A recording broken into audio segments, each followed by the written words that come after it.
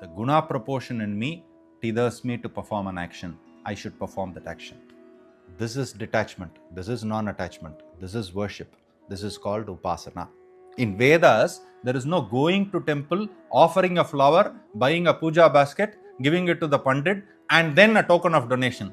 All this is because our capacity has deteriorated. We have to outsource it to another person. Vedas say your Swabhavam is the offering to Ishvara. Karma is the oblation. Upasana is your attitude and understanding.